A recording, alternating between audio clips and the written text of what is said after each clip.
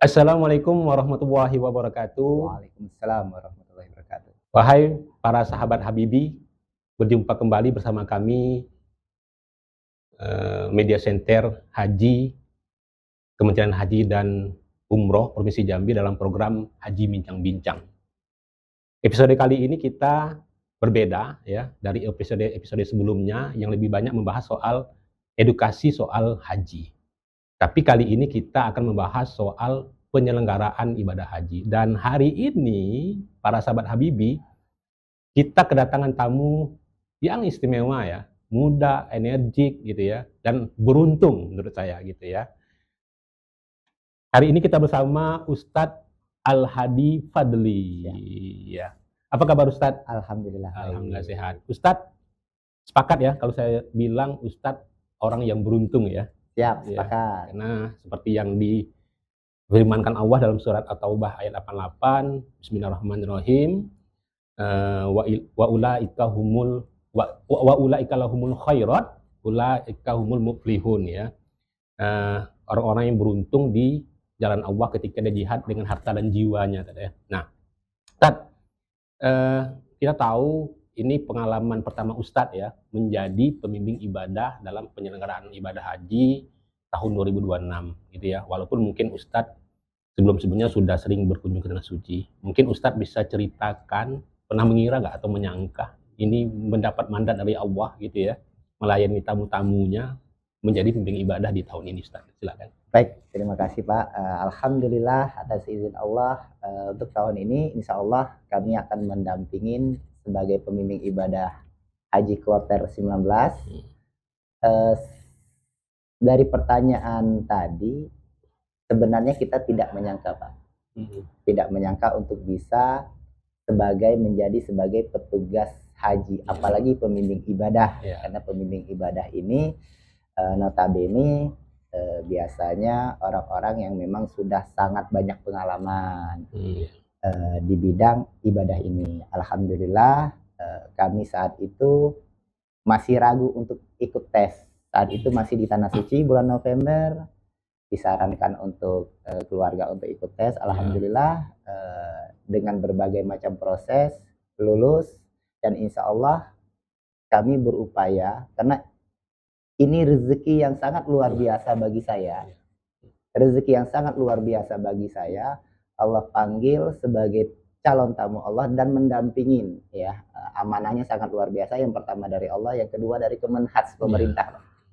Insya Allah kami ingin memaksimalkan untuk menjadi pelayan tamu Allah nanti. Insya Allah. Insya Allah ya. Yang penting intinya dari pertanyaan tadi, kami sangat-sangat tidak menyangka sekali. Itu yang tadi beruntung, bersyukur jadinya. Beruntung dan bersyukur ya. Apalagi kabarnya Ustadz Al-Hadi ini termasuk pembimbing ibadah yang termuda juga ya. Alhamdulillah. Dibandingkan pembimbing ibadah yang lainnya gitu kan. Artinya dari segi usia ternyata secara kualifikasi juga sangat kompeten gitu ya. Karena terbukti dengan terpilih ya menjadi pembimbing ibadah haji di Kloter BTH 19 ya. 19. Untuk warga Kabupaten Kerinci dan Merangin. Nah, kita kan tahu tagline penyelenggaraan ibadah haji tahun itu kan haji ramah lansia, disabilitas dan perempuan. Nah, Ustadz mungkin sudah mengira atau punya persiapan khusus ya gimana tantangannya nanti membimbing ibadah terutama terhadap jemaah yang lansia. Nah, gimana tuh persiapan Ustadz untuk menghadapi nanti nih kondisi di lapangan terutama terhadap jemaah lansia? Baik, yang pertama kita per tadi malam kurang lebih 80 jemaah yang memang harus kita persiapkan dengan maksimal. Baik lansia, baik Risti. Persiapan kami yang pertama, Pak, kami persiapkan untuk diri kami sendiri dulu. Ketika kami para petugas itu sehat, insya Allah bisa melayani dengan baik. Itu yang pertama. Jadi kita atur dengan teman-teman, tidak terlalu diporsir tapi bergantian untuk melayani jemaah. Jadi ada waktu istirahat yang cukup, vitamin untuk kami juga, makanan yang cukup, sehingga ketika kami siap melayani. Dan kami selalu insya Allah berkoordinasi sesama petugas untuk melayani jemaah dengan baik. Yang kedua, kami mengupayakan mulai masuk asrama haji visit ke jemaah. Nah, kami lakukan visit, jemput bola ya. Jemput bola, tanyakan segala macam. Iya. Terus kami juga datangi karu dan karomnya. Yang berikutnya kami persiapkan dari kedokteran itu obat-obatan untuk persiapan mereka di sana. Oke. Dan yang paling penting kami selalu berkoordinasi dengan karu dan karom untuk nanti memfasilitasi jamaah yang bisa. Karena yang kita bawa ini satu kloter kurang lebih 445 jemaah. Iya, saya setuju tuh. Kita harus dimulai dari diri sendiri dulu ya, Siap. terutama kesehatan kita, Benar. kesehatan fisik dan mental ya, Benar, Ustadz ya. mentalnya. Karena ada cerita, bukan cerita ya, bahwa ketika kita di tanah suci itu karakter asli orang itu terlihat katanya ya, apalagi ini 2 kabupaten dengan jumlah hampir 444 orang ya kan yang harus dibimbing gitu kan, berbagai macam karakter gitu ya. Tentu perlu persiapan mental dan fisik ya. Tad, apa nih yang akan kita lakukan untuk memastikan rukun hajinya jemaah ini nanti terpenuhi selama di sana? Apa yang kita lakukan? Yang pertama, kita sudah persiapkan dari manasik-manasik sebelumnya. Yang ikut KBU udah 1 tahun, yang mandiri juga udah beberapa kali, dari Kemenhad sudah memanasik. Terus dari kami khusus pembimbing ibadah, tetap kami berupaya untuk memastikan jemaah untuk mengikuti semua rukun-rukunnya. Yang paling harus kami tekankan ke jemaah, kami selalu menanyakan, membuat jemaah itu hafal apa yang rukun, apa yang wajib, apa yang sunnah. Jadi jangan kebalik, nanti dia kira yang sunnah itu wajib, yang wajib itu sunnah, bahkan yang rukun mereka khawatir tertinggal. Jadi kami tekankan yang rukun itu mereka sudah mengetahui, Pak. Kami usahakan mereka mengetahui. Jadi ketika ada sesuatu hal yang mereka ragu, kami langsung visit, mendatangin, mengajak. Ketika ada ke Arafah, kita visit semua, kita pastikan jemaah udah menuju ke Arafah. Dan koordinasi yang paling penting dengan petugas yang lain. Artinya memang benar-benar disiapkan secara matang ya. Matang. Nah tadi kan Ustadz menyinggung soal Arafah. Ini kan puncak haji ya. Arafah, Musdalifah, Mina kan. Nah, apa juga nih persiapan kita nih untuk menghadapi puncak haji nanti, terutama lagi-lagi terhadap jemaah lansia yang mungkin secara fisik mereka terbatas ya, mungkin tenaganya. Tapi kita doakan mereka lancar ya di sana ya. Nah, tapi persiapan khusus juga seperti apa di puncak haji nanti? Yang pertama di puncak haji kita seperti awal jemaah vitamin paling penting dan makanan. Yang kedua hatinya, Pak. Hati ya? Hati. Kunci utamanya sebelum berangkat kami sudah menekankan di manasik hatinya harus diluaskan. Karena apa? Tidak akan terjadi sesuatu hal kalau tidak izin Allah. Jadi misalkan jadwal keberangkatan jam 8, Allahu alam karena macet segala macam, bus nanti nyampainya jam 12. Misal, nanti hatinya harus luas sehingga dia ketika nanti di Arafah wukuf memang fokus utamanya ibadah, bukan dia mau belanja bisa gitu ya. Yang pertama bukan pikirkan dia yang dia dapat kurang. Padahal rezeki yang Allah kasih dia sudah berada di wukuf di Arafah, itu yang dimaksimalkan rasa syukur yang pertama dan rasa sabar, Pak. Itu sih kalau kami persiapkan dari hati paling utama. Yang kedua fisik itu dari makanan, vitamin dan koordinasi dengan para petugas. Kita pecah-pecah untuk sampai ke sana sehingga di akhir kami tahu ketika petugas si A itu sudah sampai ke Arafah, berarti sudah kita sisir jemaah kita udah sampai ke Arafah semua insya Allah.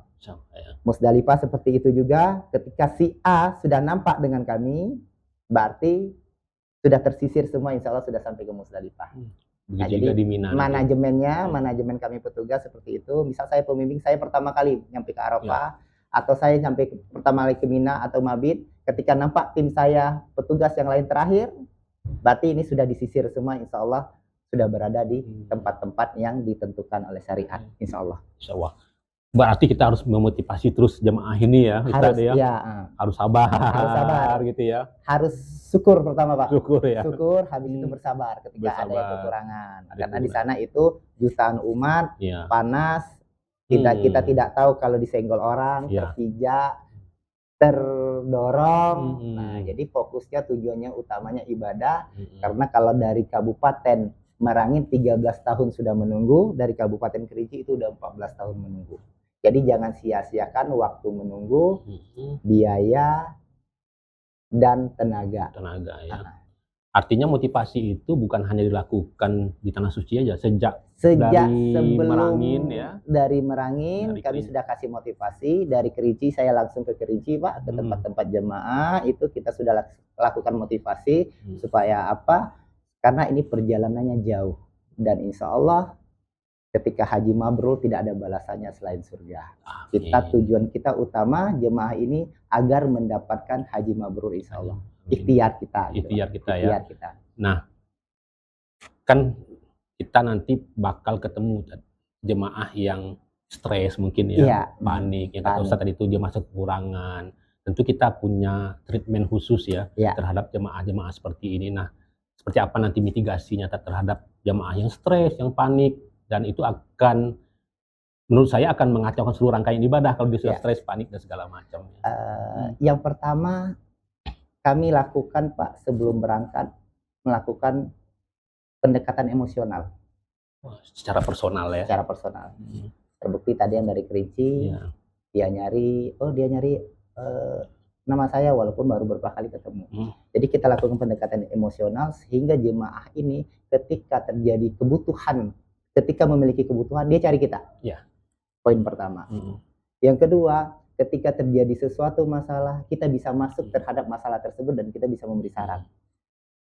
Yang kedua, nah mitigasi kita itu sehingga ketika mereka demensia atau mereka punya keluh kesah, kita bisa masuk secara dari hati ke hati. Insya Allah biasa kita lakukan.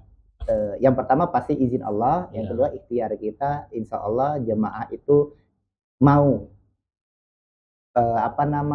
ikuti saran-saran kita kalau sudah ada ikatan emosional yang baik. Itu sih mitigasi yang paling utama bagi kami. Nah, terkait saran-saran tadi kan kita mengimbau nih ya. Nah, gimana nih kita mengimbau lagi kepada jemaah lansia atau yang punya risiko tinggi, mereka tetap mabrur tapi tanpa memaksakan diri, kan kadang gitu ya tadi ya. Iya, betul. Dia pengen mabrur tapi karena lansia mereka memaksakan diri. Nah, ini himbauan seperti apa yang kita sampaikan ke jemaah khusus lansia dan risti ini? Jadi kita sampaikan bahwa jemaah-jemaah lansia dan risti ini ketika dia memaksakan sesuatu, kita kan dalam agama Islamnya ada rukhsahnya, Pak. Misal kita dalam perjalanan itu 4 rakaat jadi 2 rakaat. Kita ambil itu. Difasilitasi Allah ya kita kan. Allah sudah menyampaikan boleh diambil. Misalkan yang kita lempar jamarot, jangan dipaksakan. Kenapa? Itu bisa dibadalkan dengan yang lain. Jadi kita kasih pemahaman-pemahaman seperti itu sehingga mereka tidak memaksakan diri. Misalnya wukuf. Kalau mereka misalnya risti memang risikonya sangat tinggi sekali atau di opname atau misalnya di infus yang memang tidak bisa bergerak, ada safari wukuf. Difasilitasi dengan pemerintah. Nah, tidak mengikuti jemaah-jemaah reguler atau normal yang lainnya. Jadi dia tidak memaksakan. Misalkan dia tawaf pengen maksimal, tawaf harus jalan kaki, kalau dia nggak bisa jalan ya pakai kursi roda gitu. Nah, difasilitasi. Jadi motivasi-motivasi itu pemberi keringanan-keringanan itu kita sampaikan karena itu di dalam agama ada. Itu yang kita jelaskan ke jemaah sehingga ketika hatinya tenang, Pak, insya Allah dia menerima. Nah, yang penting hatinya dulu nih. Dari awal kita hati. Kuncinya di hati. Di hati ya. Sama ikatan emosional ketika kita ngarahkan, hatinya nerima, udah plong itu. Untuk perdebatan itu insya Allah bisa dikurangi. Tapi lagi-lagi kembali ke kita sebagai pembimbing ibadah. Harus siap dulu secara mental, harus siap secara fisik, mental. Jadi sebenarnya persiapan kita ini sebelum berangkat, Pak. Kita siapkan semua. Jadi ketika berangkat itu tinggal prakteknya para jemaah dan kita seperti apa. Ini soal haji tamatu ya. Nah, soal teknis bimbingannya seperti apa? Untuk bimbingan di sana atau di sini? Boleh diceritakan di sana atau juga jadi kalau untuk haji tamattu nanti kita alhamdulillah saat ini kita gelombang kedua ya. Nanti jemaah dari sini sudah memakai kain ihram. Kita umroh dulu, nanti kita mikotnya di Yalamlam. Jemaah alhamdulillah insya Allah sudah tahu, sudah kita kasih bimbingan manasik di Yalamlam. Ketika di Yalamlam sudah ngambil niat, semua larangan ihram itu ditinggalkan ya. Sampai di sana kita usahakan untuk secepatnya melakukan umroh. Ya. Umroh, jadi kalau haji tamattu itu kita umroh dulu, baru kita melakukan haji. Hmm. Setelah umroh kita ada waktu kurang lebih 10 harian lah ya, hampir 2 minggu, kurang lebih 2 minggu itu untuk sampai ke puncak haji. Menjelang puncak haji, 3-4 hari, 5 hari menjelang puncak haji, kita standby di hotel. Sebelum puncak haji, jemaah juga kita jangan melakukan umroh sunnah dulu, Ya. supaya tidak terjadi sesuatu hal.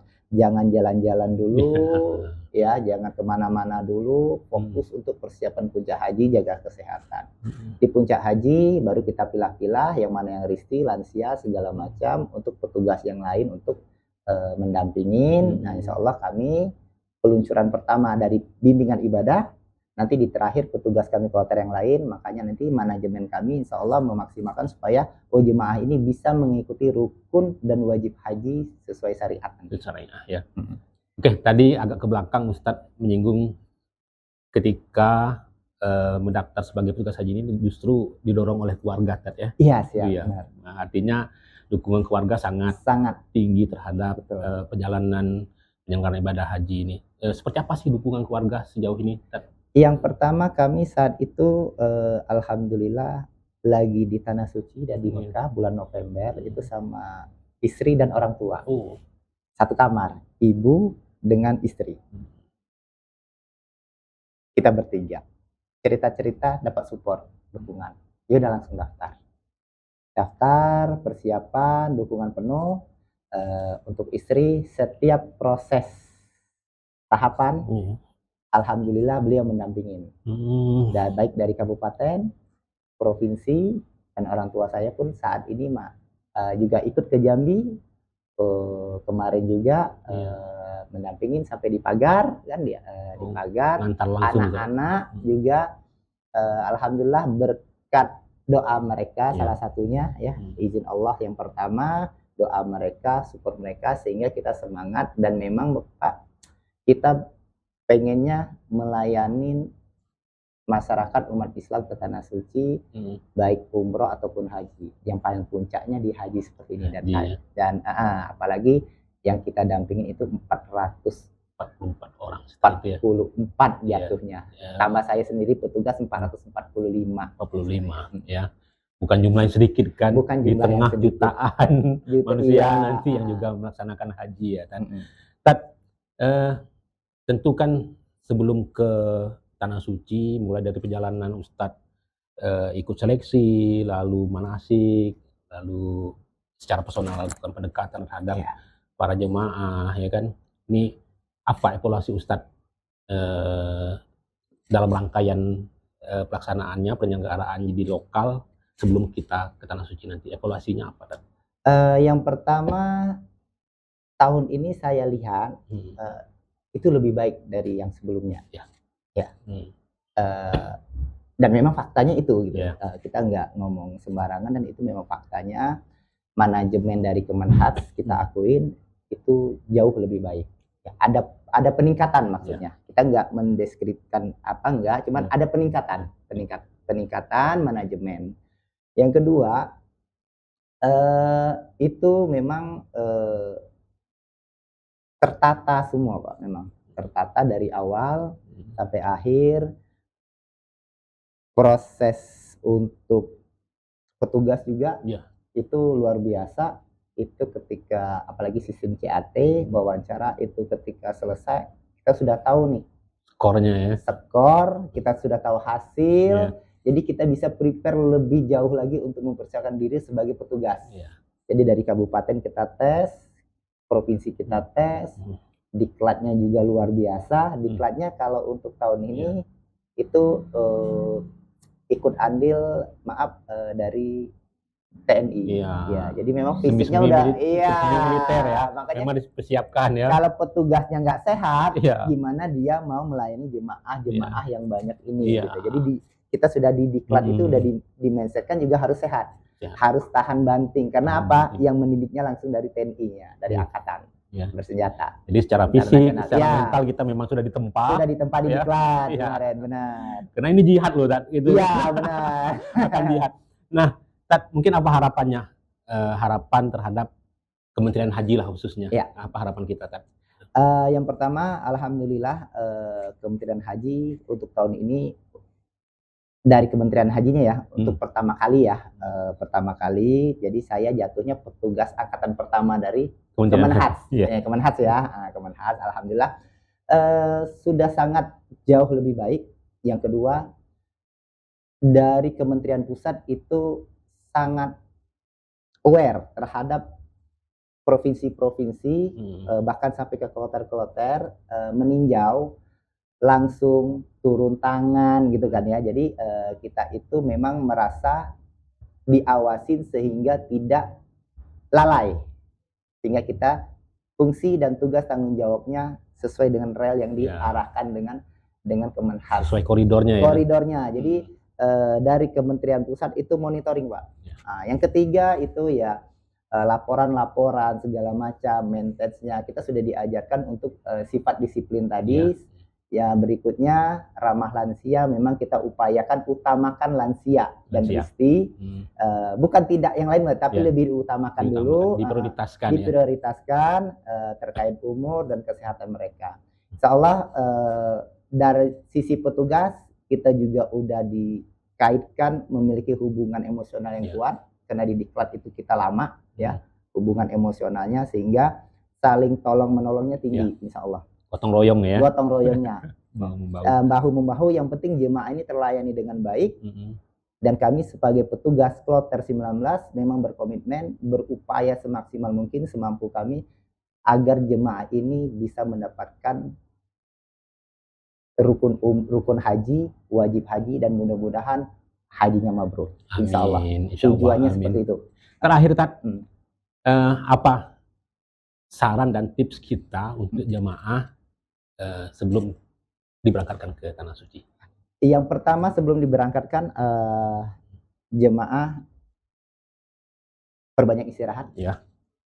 Karena kalau dari daerah itu kayak kemarin itu, kalau dari Merangi jam 3 pagi dia udah bangun, Pak.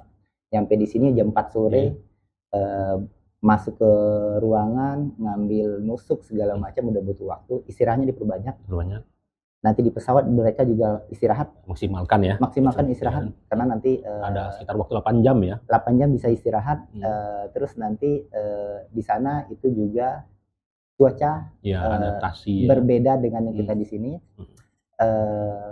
Vitamin C kami sarankan, body lotion segala macam, agar kulit-kulitnya nggak pecah-pecah. Ketika dia pecah-pecah, dia akan kurang konsentrasi untuk ibadah. Ada rasa sakit, ada gatal, mungkin ya, gatal segala macam. Dan kami sarankan juga, kami insya Allah siap melayani.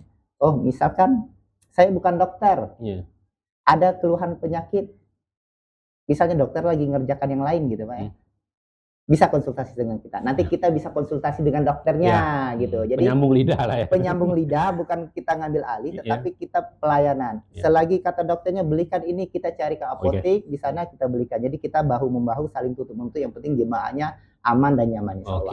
Alhamdulillah. Semoga lancar ya, Tat. Amin. Ustaz sebagai ibadah selalu sehat dan tim juga sehat. Amin. Jemaahnya juga sehat, bisa mabrur, ya kan? Karena ini balasannya surga ya, Tat. Amin, ya. Amin. Baik, sahabat Habibi, tadi pembicaraan yang sangat menarik bersama Ustadz Al-Hadi Fadli gitu ya. Beliau banyak menyampaikan bagaimana langkah-langkah yang akan tim pembimbing ibadah lakukan selama di Tanah Suci agar jemaah ya, terutama yang lansia dan listi, bisa terlayani dengan baik ya, gitu. Karena memang prioritasnya di jamaah lansia dan disabilitas. Dan kami alhamdulillah pemilik travel umroh sendiri. Jadi pengalaman yang lama insya Allah akan kami terapkan. Yang penting jemaahnya alhamdulillah nyaman dan aman di sini. Nyaman dan aman ya. Baik, Tat, terima kasih sama-sama atas waktunya gitu kan. Sekali lagi kami dari Kementerian Haji Provinsi Jambi mendoakan Ustadz dan tim sehat ya, lancar penyelenggaraan ibadah di sana, jamaah juga sehat-sehat, dan amin. Yang paling utama tentu kita doakan mereka menjadi haji yang mabrur. Amin, amin rabbal alamin. Demikian sahabat Habibi, bincang-bincang haji bincang-bincang kita kali ini gitu ya, semoga bermanfaat bagi para sahabat Habibi. Sampai ketemu lagi di episode berikutnya, masih dalam episode penyelenggaraan ibadah haji tahun 2006. Bersama saya Ahmad Riki Supriyan, saya akhiri. Assalamualaikum warahmatullahi wabarakatuh. Waalaikumsalam warahmatullahi wabarakatuh.